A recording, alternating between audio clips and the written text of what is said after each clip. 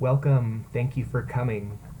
My name is Justin Kelsey, and I'm here to talk to you today about the prevalence of workplace bullying and how unconscious bias is often the cause of these bullying behaviors.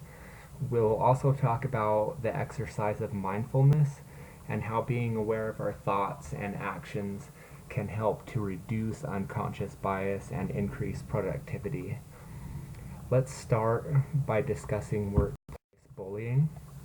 Here are some common forms of workplace bullying. And workplace bullying occurs when an employee repeatedly directs any kind of unreasonable action towards a coworker or a group of coworkers with the intention to humiliate, degrade, intimidate, undermine, or otherwise create a health risk to the target. And as we can see, workplace bullying is surprisingly commonplace. In the US, over 65 million workers are affected by the epidemic, and that number is equivalent to the combined population of 15 states. Sadly, 72% of employers deny that workplace bullying is a problem, which likely helps to explain why workplace bullying is so common. We can see that both bullying targets and witnesses suffer a wide variety of problems due to workplace bullying: depression, anxiety, family problems, to name a few. The negative consequences of workplace bullying aren't limited to employees, to targets and witnesses. They hurt organizations as well. Bullying at work is a drain on company productivity. Bullying shifts workers' efforts away from work and towards coping. Investigating ill treatment, taking legal action, losing a good company reputation are all costly endeavors which all companies would like to avoid. Here are a few unconscious biases, which are prejudices that people have but are unaware of.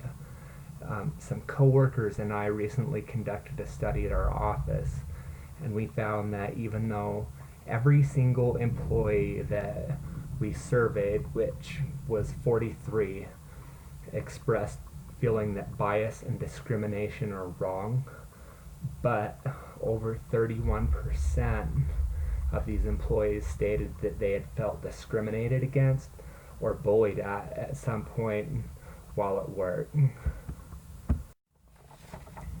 So, how does unconscious bias perpetuate bullying, or how is it the foundation of bullying? Um, we all perceive people to be a certain way, and to some extent, we all exercise perception bias. Our perceptions are influenced by appearances, mannerisms, past experiences, and a number of subconscious factors. Even without fully knowing a person, we form impressions of who the person is. This bias is hardwired into multiple areas of our brain for survival, and it's not a bad thing, it's just natural, and it's something that we all have.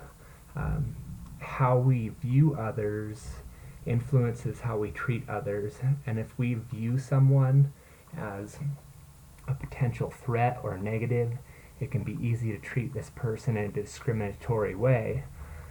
For example, if I were to have a negative experience eating peanut butter, and my entire life my parents told me that peanut butter was bad and I should avoid eating it, I would likely have a negative outlook toward peanut butter and individuals that consume it, if even on an unconscious level. Maybe one day at work I observe a fellow employee eating a peanut butter sandwich. I now avoid working with this person because I feel uncomfortable around them. I prefer to work with others that are more like myself, and so together we perpetuate and affinity bias. Together we engage in groupthink because of our human need to belong to something that makes us comfortable. And together our groupthink kickstarts conversations, jokes, whispers, exclusion, and bullying behaviors in the workplace. We don't even realize that we're bullies, but we are. And that's how it happens. Unconscious bias can lead to discrimination, which essentially is a form of bullying. So, one problem that I've encountered during this project is demonstrating that mindfulness is more than just meditation techniques or some new age unproven practice. So, while I discuss mindfulness, feel free to look at these results. Mindfulness is paying attention to and being conscious of what is happening in the mind, body, and surrounding environment in the present moment.